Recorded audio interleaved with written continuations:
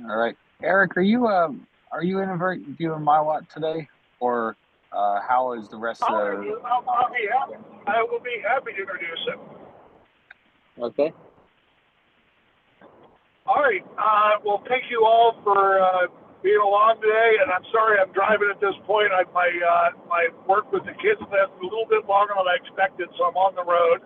So I'm hoping Mwat is on the call at this point.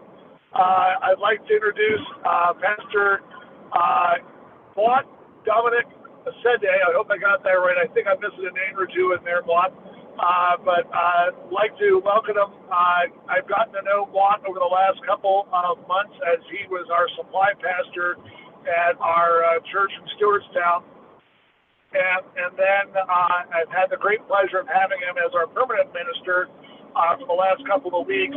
Mwat is late of Nigeria, a couple different parts of Nigeria, and attended school there.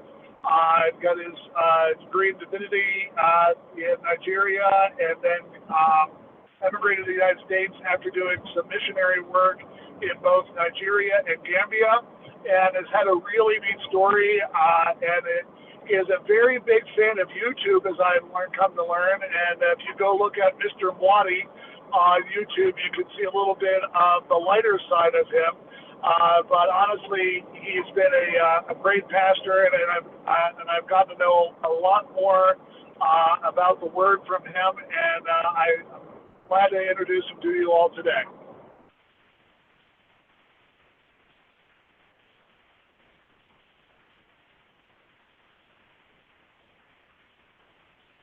Well, thank you for that introduction, Eric. Am I supposed to continue? Am I supposed to wait for something else? Yeah, please go ahead, Mwat. Okay, good afternoon, and I'm glad to join this meeting. I must confess, somehow I felt, well, what do I have to say to a group of engineers and all of this technical stuff? I have no clue what to share. But I'm grateful to be invited here to share my story, and I guess that's what I will really just share with you all, if that's okay. And I have some slides I prepared. I hope kind of just something to look at. I'm sure you guys were driving. I see David is driving and Eric is driving, so you might not be able to see that, but I will go ahead and share. And I think I have the permission here, so I will share this. There you go. Can you all see this? Yes. Okay, this part, my missionary journey. Yes. Okay, great. So this is what I intend to share. It's practically my missionary journey, and there's a lot of details that I will not be able to include because of the time and because it's absolutely impossible to try to represent everything. But I think I'm going to share my story. I have to begin from to give you a little bit of a background of where I'm coming from and how that affects my story in a lot of ways. And to that effect, I tried this and it worked the last time, so I hope it does this time. And can you see the screen now, the map that is showing? Awesome, great. So I come from this part where my mouse is moving. This is Nigeria in West Africa, or just to pull it back a little bit. This is where I was. Yeah. I do not see location. I just see my religious geographic background and then a link to Google Maps. Oh, okay. The last time I did this, so let me try this.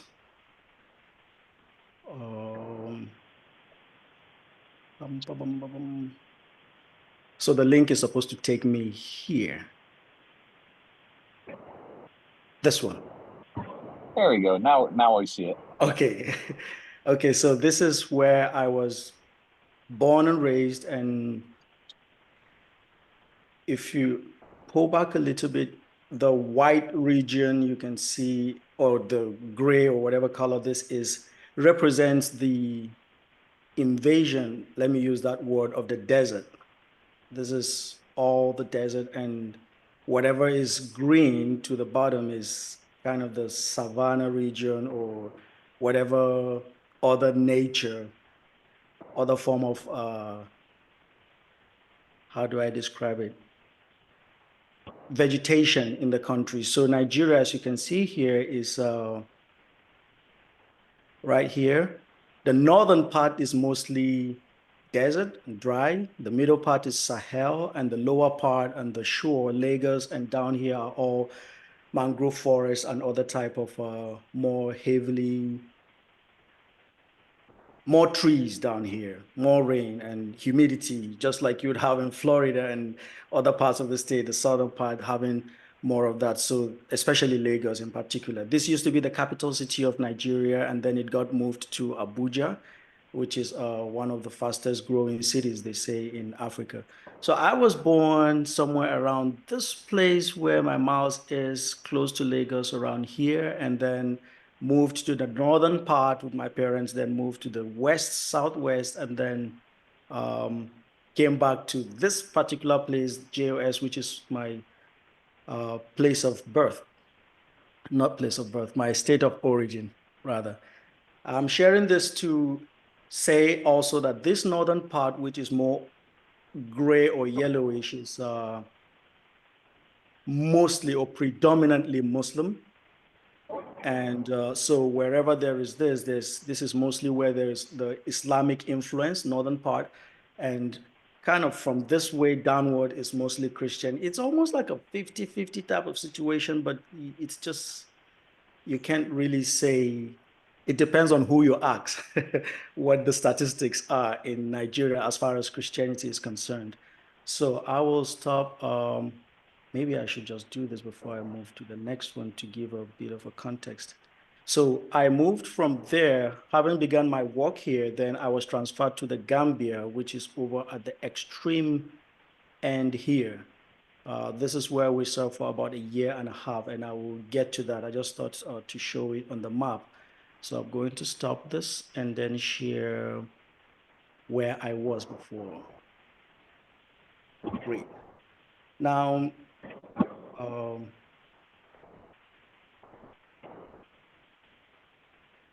okay, giving me a bit of a tough time here. Where is an engineer when I need one, right?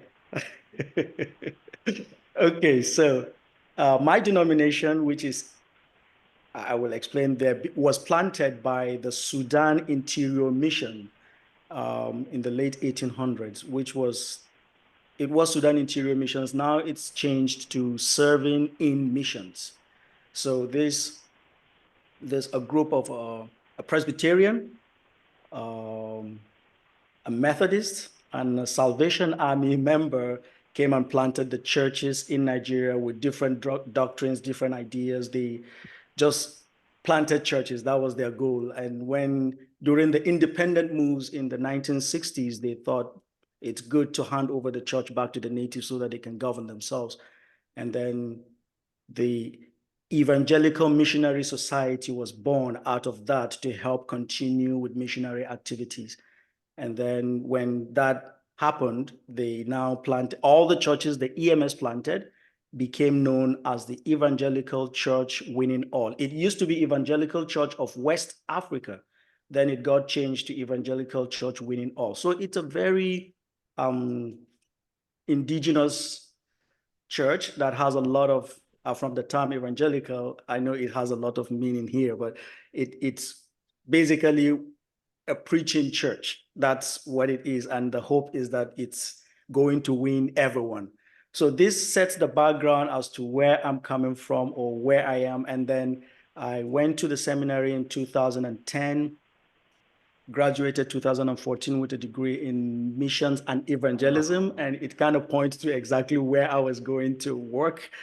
So that led me to my denominational the EMS of ECWA. I came to the States and found out that EMS actually meant emergency, an entirely different meaning. So EMS of ECWA is the Evangelical Missionary Society of the Evangelical Church within all. So I began working after graduating 2014. I started working in a mission station called Mangoro, and I think I would be interchanging between both slides. So let me stop this and go and share this other one so that you have an idea of, so Nigeria here. And when I graduated, can you see the mouse as it's moving? I can, yeah. Okay, great. So that now this is where I was born. This is where I went to school. Then I graduated, and as you can see, there's a lot of the northern effects. Let me use that here. These are mostly Muslim kind of territory in a way coming in, but they're not entirely Muslim covered, but there's a strong influence of Islam in these areas. So the area I went to serve is in Niger, which is actually zoom a little bit somewhere here. This is where I went to serve, and it's kind of it's a hostile place. Let me use it that way. Let me use the term, trying to bring it, if I can even see the tiny village where I served.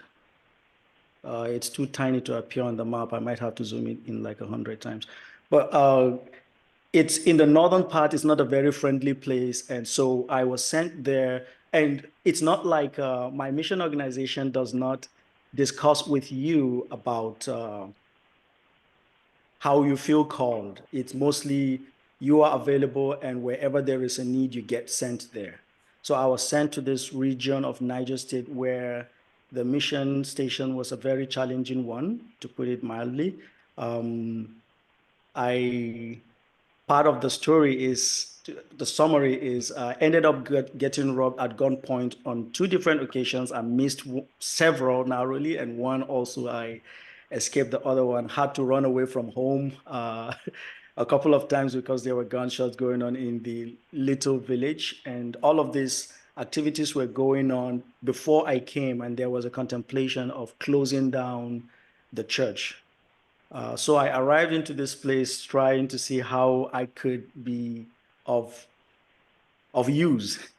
So I haven't arrived here, served for a while. The need for a school became very eminent, and that is where I'm going to stop sharing this and move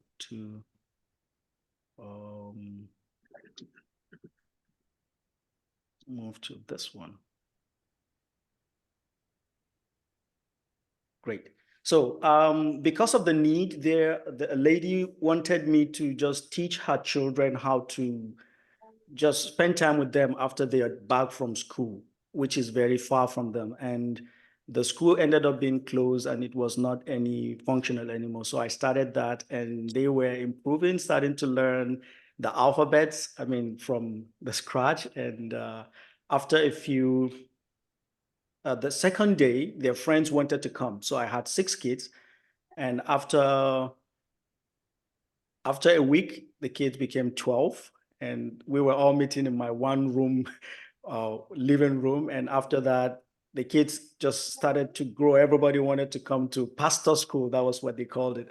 So they came, and it became too much for me to be able to handle. And another friend came and helped me. And we had about 80 kids attending when I left. And that became a need for us to kind of start something, to make something that will help the kids. And so we started putting together things that will help them to grow.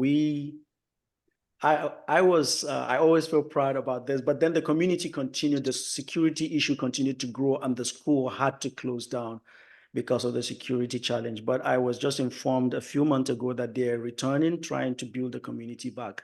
So I started that, and after a year of doing that, this was all done within 1 year, and my denomination or my bosses felt the need to move me to another place to go serve as a to plant a church. So I went to a new setting to plant a new church, and it was not an easy task. As you can imagine, there were a lot of cultural challenges. And speaking of culture, which is one of the challenges I faced in both places, and religious challenges as well, the hostility there. Elders in our community are very respected. You ought to listen to your elders, you ought to pay attention. And so here I was as a young person who was not married. And another thing is, marriage is a very important thing in my culture. You are not addressed as a man until you are married. So here is an unmarried young man trying to talk to his elders, put them together and build a church. It was quite a setup in a way. But I'm grateful for the support I got from my bosses. Some of them were very helpful in helping facilitate some of these meetings. And to God's glory, I was able to plant a church that is still thriving, and the community were supportive also. And God helped that we were able to do that successfully, learning new things, even in our culture, how to navigate some of those difficult situations we find ourselves in.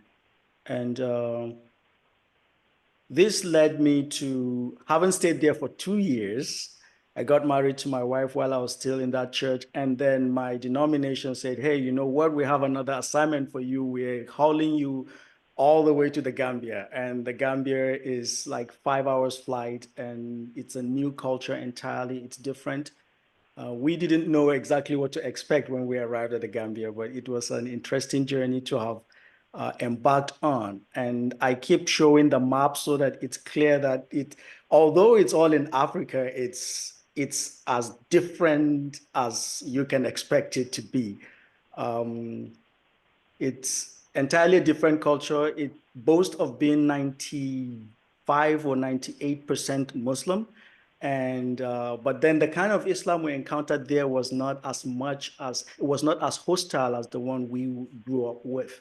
So we went to the Gambia and hope that God is going to use us in this area as God has done in previous stations. So we went there and discovered, because of the political climate and because of the cultural differences, it presented us with an entire different set of challenges. And one of the strategies we saw as being the most viable way to succeed in that community or in that country is to partner with churches and ministry. It was kind of the number one thing for us to do. So we partnered with churches and ministries, attended conferences, invited people to our own programs, and we realized that many people were circulating from one church to another. So you couldn't really count someone and say they belong to this particular church, because they could be here today and then they're there tomorrow. It's just really,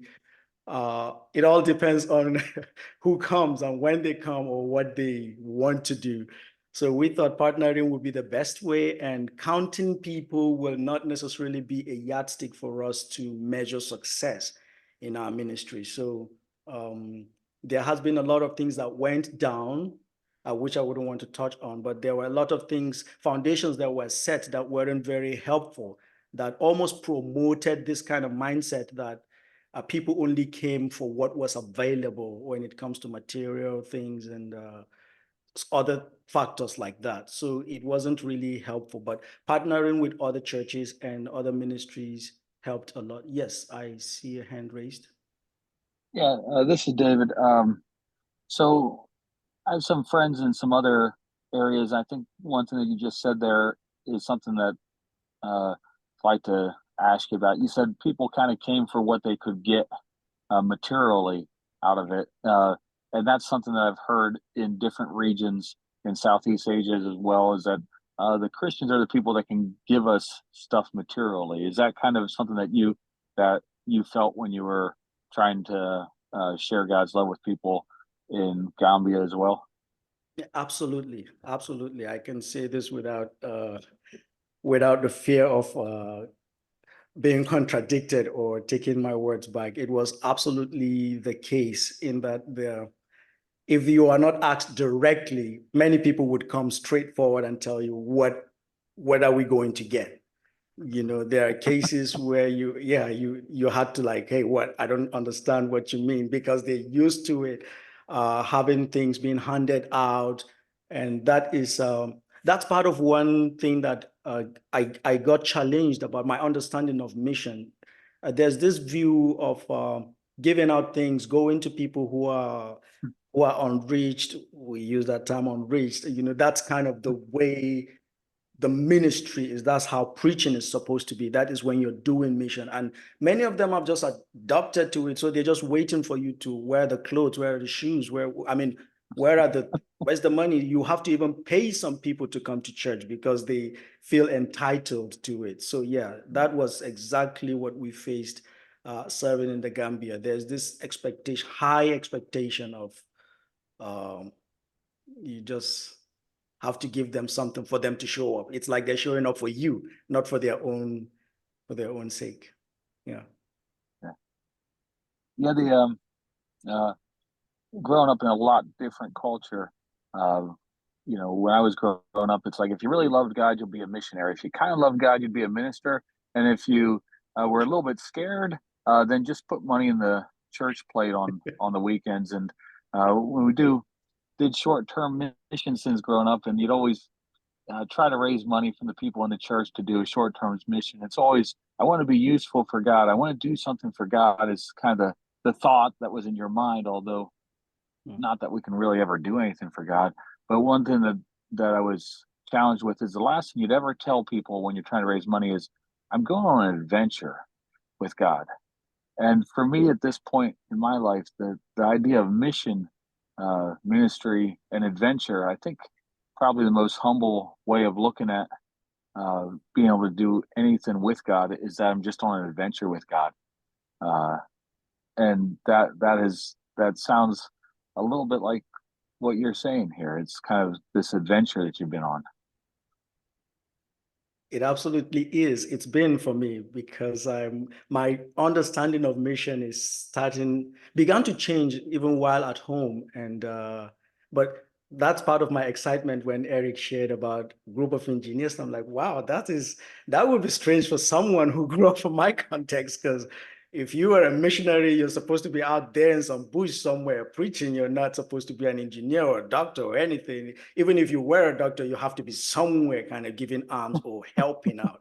So the stereotype of the person who a missionary is like, you couldn't do business and do missions. It's kind of, there's this dichotomy between being in missions and doing other things, which are called a secular work. So when I heard engineers, I thought, wow, this is awesome. This is great that at least we're seeing mission more as something that we are engaged in as a journey, as a process, not just as an act that you go somewhere and go do, and you're done with doing missions and you're back to doing what?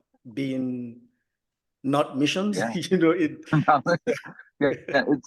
we live with this antithesis sometimes as being, this is sacred life and this is secular life.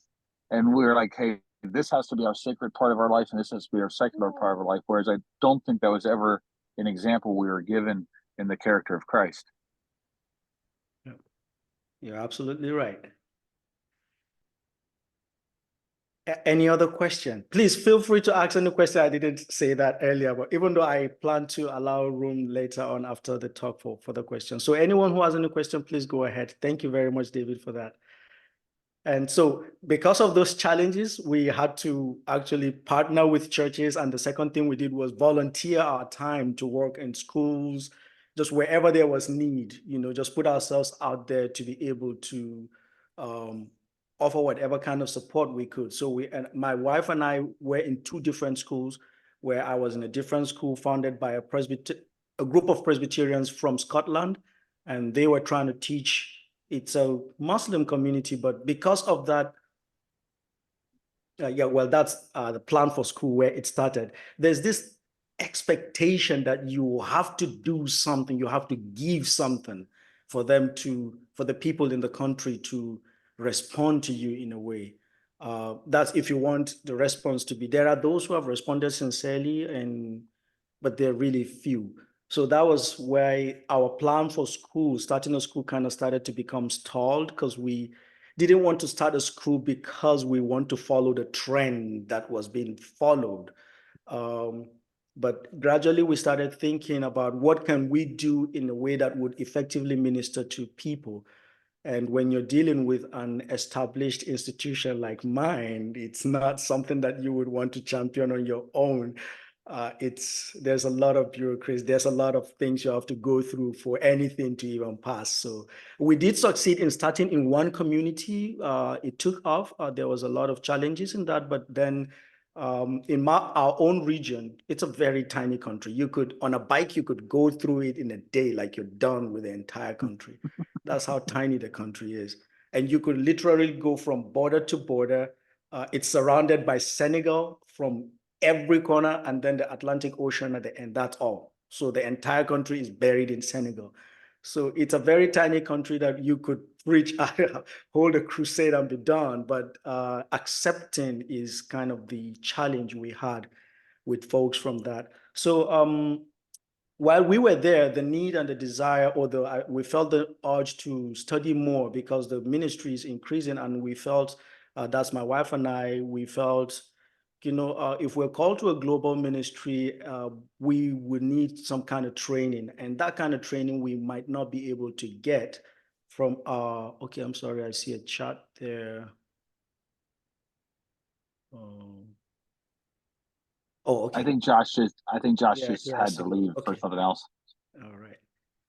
Okay, so we felt the need to really be trained, and part of that was to take a leap of faith. That's how I describe it. Leaving Nigeria to the Gambia, and then from the Gambia, we came to the US in 2019.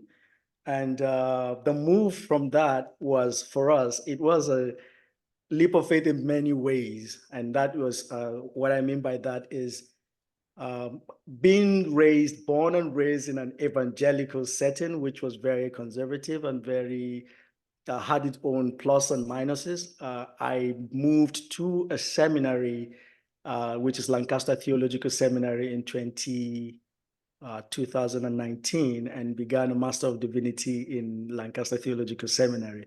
And if you know Lancaster Theological Seminary, it's different from Lancaster Bible College. So these are two very different institutions. So Lancaster Theological Seminary proved to be, among many things, a blessing, where we got to learn a lot of things, but there were a lot of things that I had no idea existed or even could have conversation about until I arrived in that setting. So we received a lot of culture shock from school, things I was learning, culture. A lot from the community, society. And one of those which I always share is trying to give someone a helping hand. So here is a typical African who is raised to respect elders. And one way to get blessing from elders is, if you see them carrying something, you should run and take it from them, relieve them of that burden, try to help them, and then when you do that, they would bless you as you walk them to their homes, or they would tell you something that will help you in your future, or just prayer for you. That is us. So we were like scouting for blessing. How would you be blessed? And I saw an elderly person struggling with a bag. I thought was struggling, trying to help. She went, I got this. It was a shocker for me. And I felt, wow, I was just trying to help. I'm not trying to say you can't do it. I was just trying to offer help and in some ways be blessed. And so later on, this person became very close and explained to me, apologized when she learned, oh, this was what that meant. And we kind of got along. And my friend shared that he said hello to someone on the street, like, hello. And the person said, do I know you?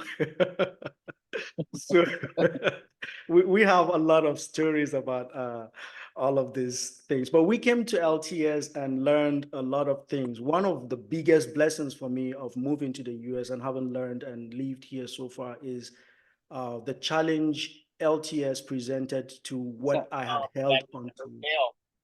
Sounds good. Sounds good. Okay. So one of the challenges I encountered, or blessings I would say, is the challenge to what I had held onto and said, this has to be it. This is the only way to interpret, or this is the only way I can see that. It challenged that to a point that I had to step back and say, hey, I have to reevaluate all that I have accepted and seek to create for myself a ground and say, okay, a better footing and understanding of, hey, this mission is not just limited to this kind of perspective. It's not just supposed to be carried out this way. And my understanding of God, to an experience of God, increased a lot because of this exposure to different faith. Here I was, had no clue what I was getting into, but we were in class with people from UCC, people from UU, that's United Universal Unitarian. It was a blend. It was a blend of different culture, different gender identities. It was just the entire spectrum, and I had to redefine for myself why do I hold these values? I mean, to recreate for myself what I feel is going to help me stand and establish theologically and socially. I mean, a lot of things had to be reconstructed. And to add to that, when my wife arrived 6 months pregnant with our first daughter, we became saddled with the responsibility of not being Americans, but having to raise a child who would identify as an American. And I am learning the culture of what it means to be an American.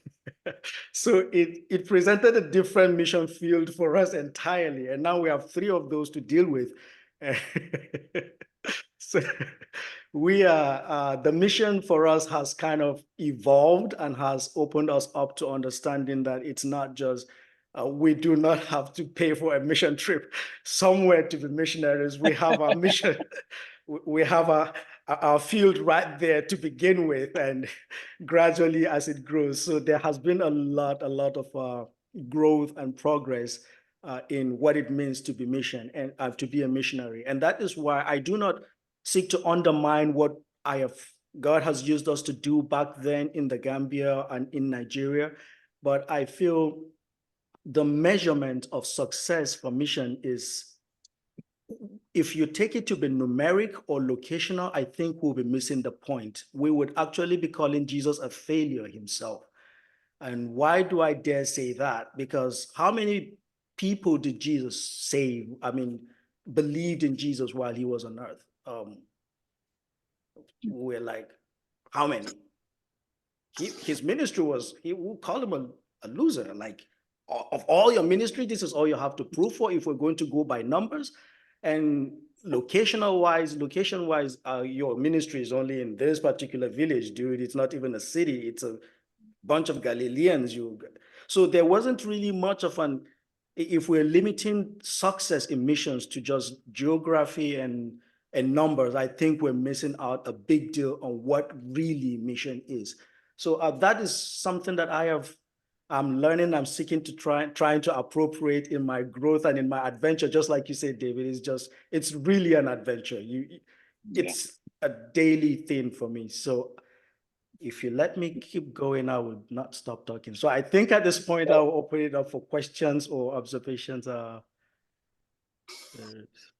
thank you, Mwat. If you haven't figured out already, Mwat likes trivia, and he will quiz the congregation frequently during the service. And the frozen chosen, as the Presbyterian Church in the United States is known, is slowly warming up to the idea that we can actually respond to Mwat as he is during a service and not just sit there passively. So we're very happy to have him on board at this point. Thank you for not giving up on me. I appreciate that. Well, I look forward to meeting you in person someday. Hopefully, we'll be sometime soon this year. So who knows? I will be looking forward to that as well. I truly appreciate this time. Thank you for what you're doing. Thank you for using your different skills, different vocations to be missionaries. I truly, for me, that's a blessing. And I'm starting personally as part of my growth to start to study business as missions. And as interesting as that is, there has been books and some people putting effort into that. So I'm just curious, and I don't know what the future holds, to be honest. I'm just moving in that direction to see what God is going to do. So thank you for your time and attention. Thank you, Eric, so much for inviting me. I truly No problem. appreciate Well, it. and just to bring it back around, Mwat is also experiencing the wonderful waters of the United States. I had him out for his first fishing trip ever last week, and he managed to catch a 4-inch largemouth bass. It got out of the water. It actually came out. Now it counts, Mwat. It counts. We didn't get it landed. He didn't put a hand on it, but it did come out of the water, so it counts.